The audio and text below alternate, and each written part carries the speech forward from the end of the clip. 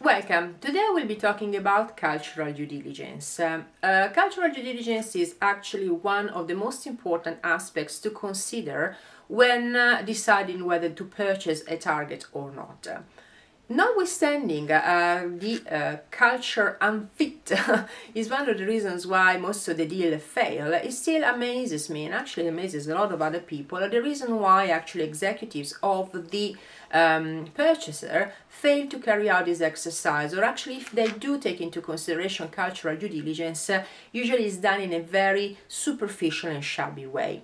It is extremely ill-guided, and that's because culture is a fundamental element, because it goes down to the behavior of people. I've actually written a position paper, and I actually explained the reason why I believe executives tend to consider culture as fluff, and also the fact that unfortunately this kind of exercise is more likely carried out by human resources departments. So if you want more information about these aspects, I'm going to put the link to the position paper in the description box. But before we look at how to carry out the cultural due diligence, is what's culture? I mean, there are tons of academic description and definitions, etc., but I really like to keep things simple. I define culture as how things are done here. So basically it can be from the way that the managers behave. For example, is the structure of the company, if it is very hierarchical, is it very flat, the way, for example, the people get dressed, so dress code, the way, for example, the people conduct themselves during meetings. I mean, there can be actually people that are very precise, go to the meeting, stick to the point and stick to the time frame, whilst at a company they can be more like, yeah, whatever, it starts at 10, I turn up at 10:30, or can't even be bothered to turn up. This can look like they are, trivial elements, but if you put them all together, and most of all, if you multiply them by taking into consideration the cross-border deals, the local culture can be significantly different to the culture of the purchaser. I deal mainly with cross-border mergers and acquisitions, and I really feel for the frustration of some executives that unfortunately don't have any kind of international exposure. It's not unusual, for example,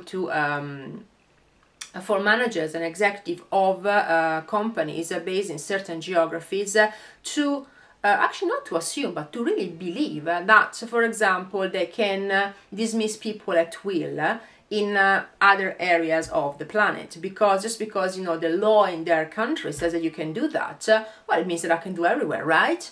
Or for example, they get really frustrated if, for example, people work at a different pace. So, for example, people have got completely different management practices. So in certain cases, they can be extremely hierarchical. And this can be extremely frustrating for a management that, for example, has got a very flat and very dynamic culture. So never underestimate the importance of culture, and because it's actually one of the elements that leads to the failure of the deal, over the course of the next few videos I will assess the most important element of how to carry out a cultural due diligence, and the reason why actually you have to do that. As we said, the importance is because most of the deals fail at the integration stage, and culture is usually the #1 culprit, even though actually executives tend not to deal with the problem, and actually they act in a very passive-aggressive way. The problem is that if you act in a passive-aggressive way and a deal goes wrong, well, actually the executive is very likely going to lose his or her job. So it's actually in their interest as well actually to get it right. Also because it's much better to get a company that is profitable and is growing, rather than actually having to waste a lot of energy and time in a deal that actually is not going to go anywhere, because the culture of the two companies are totally and utterly incompatible. Thank you so much for watching.